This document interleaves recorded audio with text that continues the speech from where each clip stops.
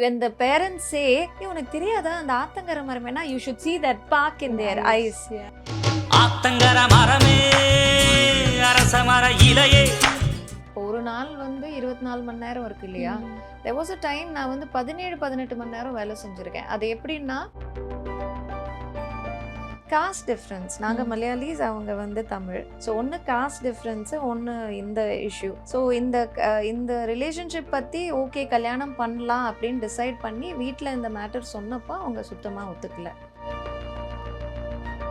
நான் ஒரு நாளைக்கு ஷூட் கிளம்பி போகிறேன்னு சொல்லி ஆக்சுவலி நான் வந்து போய் அவரை மீட் பண்ணி கல்யாணம் பண்ணி அந்த தாலியோடு தான் நான் வீட்டுக்கு வந்தேன். எத்தனையோ தடவை நான் ஷூட் முடிஞ்சு காஸ்டியூம்ஸில் வந்திருக்கேன், அவங்களும் கதவு திறந்து விட்டுருக்காங்க. பட் அந்த நடந்துட்டு இருந்த அந்த கன்ஃபியூஷனில் she realise that when she saw the தாலி that I was married. ஒரு பக்கம் கில்ட் இருந்தது, இப்படி பண்ணிட்டோம் முடிஞ்சது, அந்த கில்ட் இருந்தது ஒரு பக்கம். அப்புறம் இன்னொரு பக்கம் கோவமும் இருந்தது.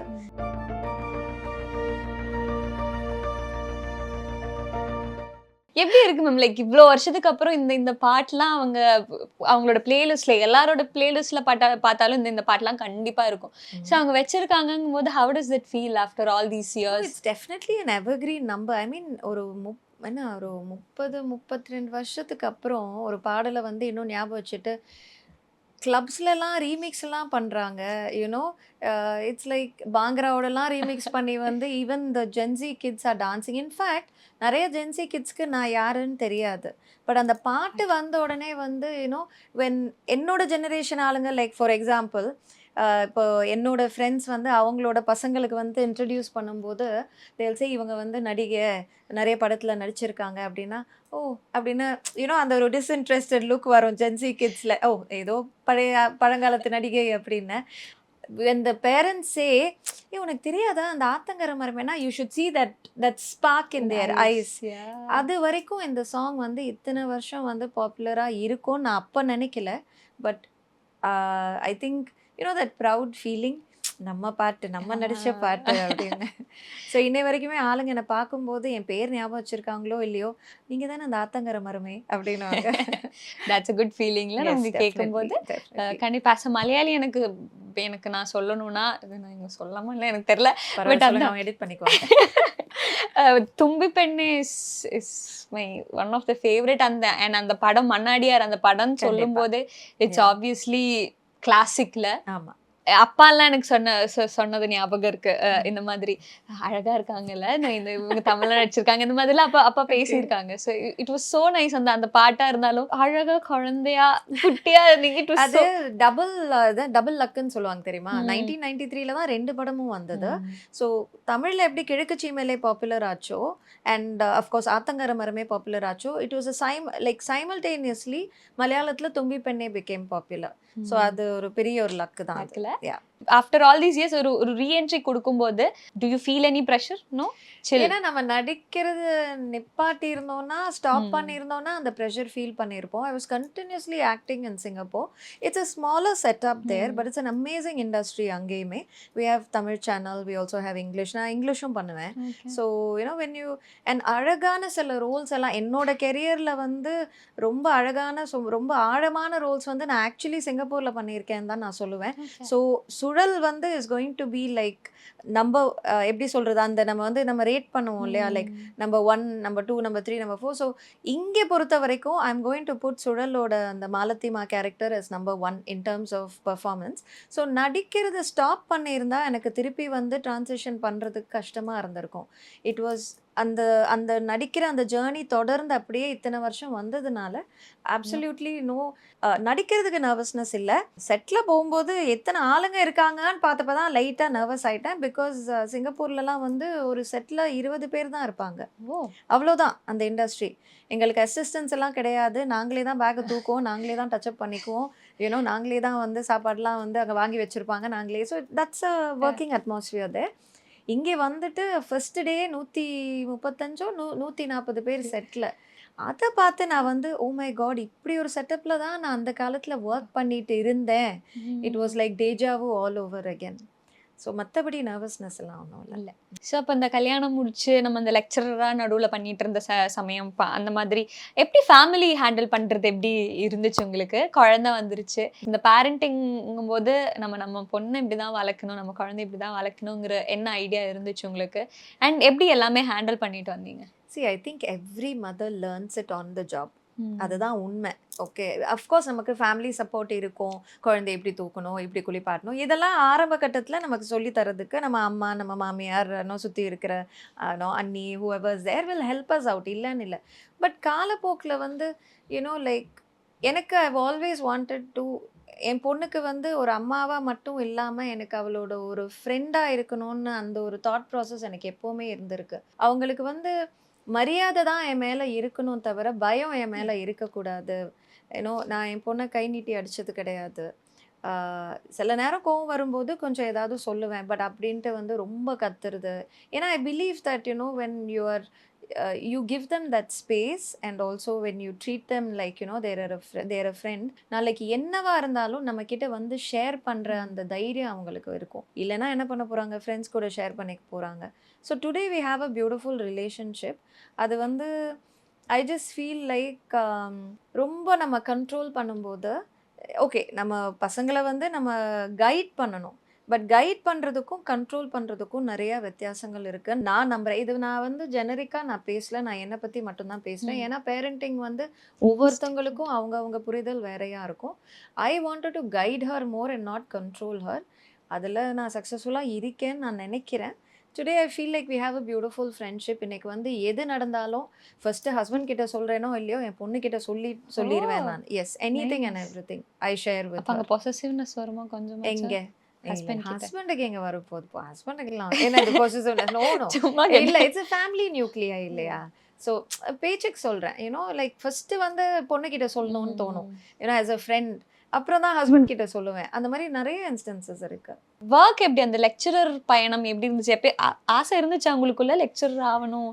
இல்லை, சிங்கப்பூர்ல வந்து ஆக்டிங் ஃபுல் டைமாக பண்ணுறது ரொம்ப கஷ்டம். ஏன்னா நான் சொன்னேன் இல்லையா, சேனல்ஸ் ரொம்ப கிடையாது.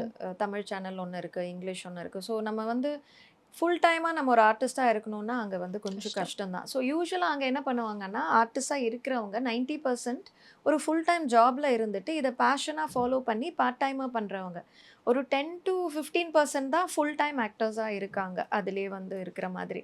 So when I went there, என்ன பண்ணலாம், டைம் நிறையா இருக்கே, வாட் கேன் வி டூ அப்படின்னு இருக்கும்போது தான் எங்களோட ஃபேமிலி ஃப்ரெண்ட் ஒருத்தவங்க வந்து சஜஸ்ட் பண்ணாங்க. இந்த மாதிரி why don't you become already masters இருக்குது இங்கிலீஷ் லிட்ரேச்சரில், ஏன் வந்து டீச்சிங் பர்சியூ பண்ணக்கூடாது? அப்போ நான் நினச்சேன், நானா டீச்சிங்கா, வேலைக்கே ஆகாது அப்படின்னு. தென் ஹீ செட், இல்லை Ash, why don't you give it a try, நீ ஒரு 4 இன்டர்வியூ அட்டென்ட் பண்ணு, ட்ரைனிங் போ, கோச்சிங் போ, if you want to do something full time as a full time job அப்படின்ட்டு. ஸோ அப்புறம் தான் வந்து I took training in this, I attended some courses and interviews attend பண்ணி என்னோட ஃபர்ஸ்ட் இன்டர்வியூலே செலக்ட் ஆகிட்டேன். I don't know how that happen. So அந்த college is a management college, but they also had English courses.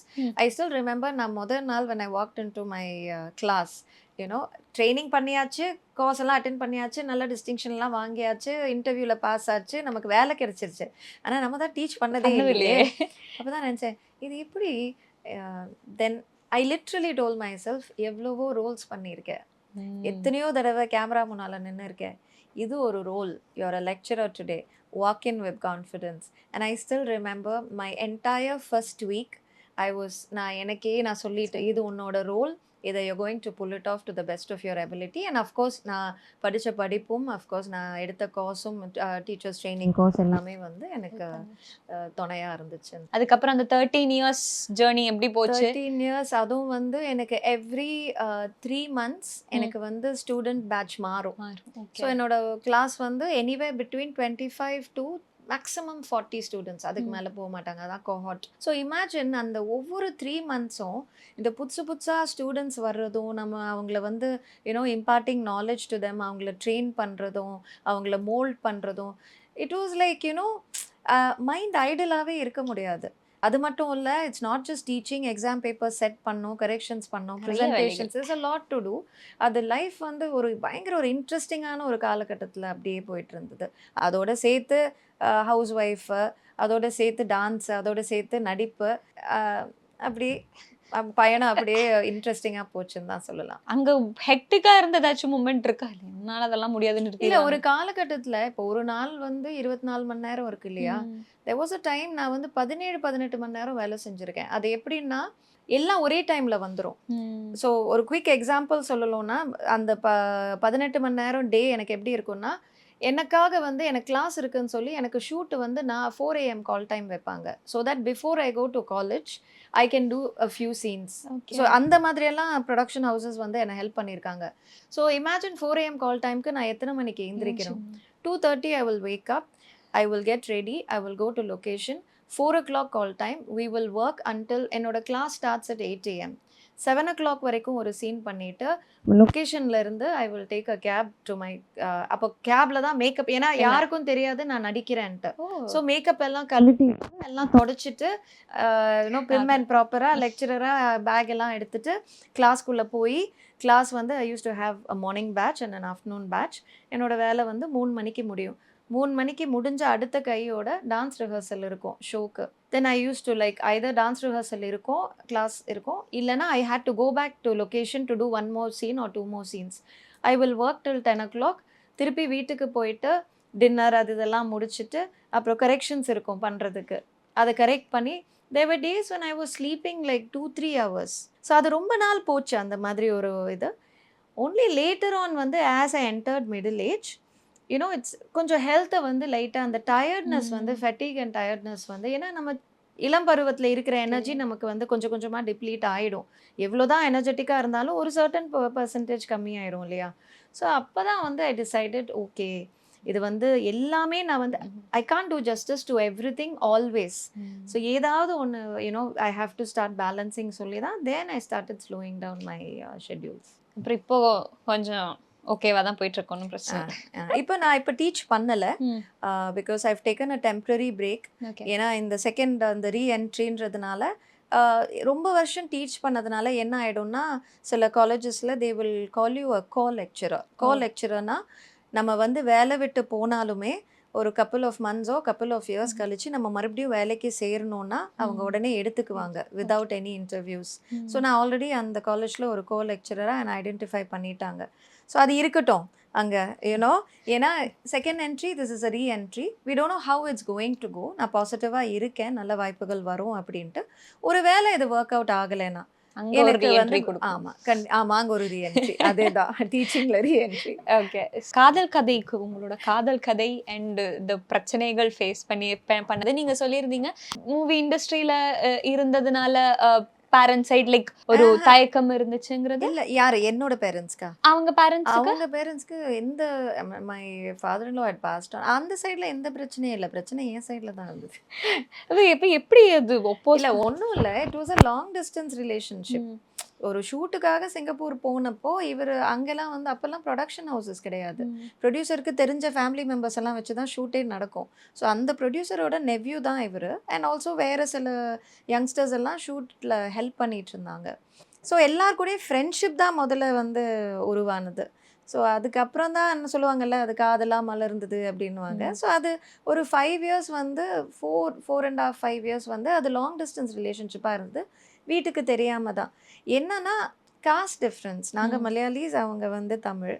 அப்புறம் அம்மா வந்து வெளியூரில் நான் செட்டில் ஆவேன்ற அந்த எண்ணம் அம்மா கிடையாது. இங்கே பக்கத்தில் ஏதாவது பக்கத்தில் வீடு எடுத்து பக்கத்தில் நான் செட்டில் ஆவேன், because I was the only child. So அம்மாவுக்கு நான் தான் உலகம். ஸோ சென்னையிலே எங்கேயாவது செட்டில் ஆகிற மாதிரி ஒரு மாப்பிள்ளை பார்க்கலாம் தான் அவங்க இருந்தாங்க. ஸோ ஒன்று காஸ்ட் டிஃப்ரென்ஸு, ஒன்று இந்த இஷ்யூ. ஸோ இந்த ரிலேஷன்ஷிப் பற்றி ஓகே கல்யாணம் பண்ணலாம் அப்படின்னு டிசைட் பண்ணி வீட்டில் இந்த மேட்டர் சொன்னப்போ அவங்க சுத்தமாக ஒத்துக்கல. அச்சா வாஸ் வெரி குவாய்ட். பட் அம்மா வந்து இல்லை, நீ வெளியூர் போகிறது, அப்புறம் காஸ்ட் வித்தியாசமாக இருக்குது அப்படின்ட்டு, ஸோ இது வேலைக்கு ஆகாது, இது சரியாக வராது அப்படின்ட்டு. ஸோ ஆக்சுவலி ஒரு 1 month போராடினேன். இன்னும் கெஞ்சி பார்த்தாச்சு, அழுது பார்த்தாச்சு, கோவமா பேசி பார்த்தாச்சு. அம்மா நவர்ற மாரி இல்ல. ஸோ அப்பதான் வந்து சரி இதுக்கு மேல அவங்க ஒத்துக்க மாட்டாங்கன்னு சொல்லி, லிட்ரலி ஒரு தமிழ் படத்துல வர மாதிரி, நான் ஒரு நாளைக்கு ஷூட் கிளம்பி போறேன்னு சொல்லி, ஆக்சுவலி நான் வந்து போய் அவர மீட் பண்ணி, கல்யாணம் பண்ணி, அந்த தாலியோட தான் நான் வீட்டுக்கு வந்தேன். ஸோ என் அம்மாவும் வந்து கதவு திறந்து என்ன வந்து ஷி சா மீ லைக் தட். எத்தனையோ தடவ நான் ஷூட் முடிஞ்சு காஸ்டியூம்ஸ்ல வந்திருக்கேன். அவங்களும் கதவு தொறந்து விட்டுருக்காங்க. பட் அந்த அந்த நடந்துட்டு இருந்த அந்த கன்ஃப்யூஷன்ல she realised that when she saw the thali that I was married. So அப்பதான் வந்து அவங்க வந்து ஷி செட் ஓகே. அதோட ஃபார் 1 to ஆல்மோஸ்ட் 1 இயர் அவங்க என்கிட்ட பேசல. நானும் கிளம்பி சிங்கப்பூர் போயிட்டேன். அதுக்கப்புறம் to start my life. So 1 year அவங்க பேசல. அவங்க ரொம்ப she felt very disappointed. And அது ஷி இஸ் ஜஸ்டிஃபைடுன்னு தான் நான் இன்னைக்கு சொல்லுவேன். அப்போ எனக்கு அந்த புரிதல் இல்லாமல் இருந்திருக்கலாம். ஏன்னா நமக்கு அப்போ காதல் தானே பெருசாக தெரியும். இப்போ எனக்கு தெரியும் that she was justified in her anger, in her disappointment. ஒரு 1 இயர் கழிச்சு தான் வந்து இந்த மறுபடியும் அந்த relationship started mending. And then of course slowly இப்போ வந்து எல்லாரும் வெரி குட் ஃப்ரெண்ட்ஸ். அவங்க 2 பேரும் ஹஸ்பண்டும் that is son in law and mother in law are very good friends now. So all's well that ends well. But அப்படி தான் அந்த whole journey started. Nice. இப்போ இந்த ஜென்ரேஷன்ல இருக்கிற யங்ஸ்டர்ஸ்க்கு what do you want to tell us an advice in a relationship? அதை எப்படி மெயின்டைன் பண்ணிட்டு கொண்டு இப்போ போகணும்? வெறும் ரிலேஷன்ஷிப்பா இருக்கு, நிறைய இருக்கு. அதனால தான் மேம் கேட்டேன். இந்த ஜெனரேஷன் வந்து ஓகே, ஒரு சர்டன் பர்சன்டேஜ் வந்து அப்பா அம்மா சொல்றது கேட்டு அந்த நார்மல் அந்த விதத்தில் கல்யாணம் பண்ணுறதோ, வீட்டில் பார்த்து கல்யாணம் பண்ணுறதோ. But I think majority of the youngsters I think feel that இது என்னோட வாழ்க்கை, I have a right to decide for myself. My only advice is think carefully. எதுவாக இருந்தாலும் நல்லா யோசிங்க. ஏன்னா இது வந்து நம்ம ஒரு வாழ்க்கையை பற்றி சொல்கிறோம். அகெயின் அந்த வாழ்க்கை செட் ஆகலைன்னா சரி, இது செட் ஆகலை, நம்ம கை கொடுத்து பிரிகிற அளவுக்கு யங்ஸ்டர்ஸ்க்கு வந்து மனப்பக்குவம் இருக்குது. அது நடந்தால் அது உங்களோட சாய்ஸ். இல்லை நம்ம வந்து யாரையாவது நம்ம வந்து மீட் பண்ணும்போதோ, இல்லை இவர் தான் நமக்கு அப்படின்னு தோணும்போது நல்லா யோசிச்சுக்கோங்க. அம்மா அப்பா ஐ ஃபீல் இன்னைக்கு ஐ ஃபீல் தட் ஒரு மேரேஜ்ன்றது வந்து it's not just 2 souls of it's 2 ஃபேமிலிஸோட யூனியன். ஸோ அப்படி இருக்கும்போது the support from your parents or your family is necessary and important. So எல்லாத்தையும் வந்து எப்படி நான் வந்து you need to make your own decision. At the same time அப்பா அம்மாவையும் கொஞ்சம் மதித்து, ஃபேமிலியையும் கொஞ்சம் மதித்து, அவங்க கூடயும் கலந்து பேசி நீங்கள் பண்ணீங்கன்னா it will help you in the future. அவ்வளோதான். How was it tough for you? அந்த ஒரு வருஷம் பேசாம, வீட்டில் பேசாம இல்லை, எனக்கு ரொம்ப கஷ்டமாக இருந்தது. ஏன்னா ஒரு பக்கம் கில்ட் இருந்தது. ஏன்னா இப்படி பண்ணிட்டோம் முடிஞ்சது. அந்த கில்ட் இருந்தது ஒரு பக்கம். அப்புறம் இன்னொரு பக்கம் கோவமும் இருந்தது. தட் பேச மாட்டேங்கிறாங்க, ஆஃப்டர் ஆல் நான் தானே அப்படின்ட்டு. அது ஒரு பக்கம். But I also new my mother was a very mentally very strong person. So அவங்க வந்து அவ்வளோ சீக்கிரத்தில் என்னை மன்னிக்க மாட்டாங்கன்னு எனக்கு தெரியும். பட் ஐ கெஸ் அந்த காலகட்டத்தில் வந்து துணிஞ்சு தானே நம்ம செய்கிறோம். பயங்கரமாக துணிஞ்சு தான் அப்படி ஒரு முடிவு எடுத்ததே. கஷ்டமாக இருந்தது. பட் அந்த கஷ்டமான நாட்களில் யோசிக்காமல் அதுக்கப்புறம் வந்து எல்லாமே வந்து ஸ்மூத்தாக முடிஞ்சதுன்னு நினச்சி சந்தோஷப்படுறது தான் என்னோட இப்போ இருக்கிற அந்த மைண்ட் செட்டுன்னு தான் சொல்லுவேன். Thank you so much. Thank you so much. And you did a great job also. So அதனால் நீங்கள் எங்களை கேள்வி கேட்டுகிட்டே இருப்பீங்க. ஆனால் I feel like youngsters like you are doing a great job. So all the best for your career as well. Thank you. Thank you.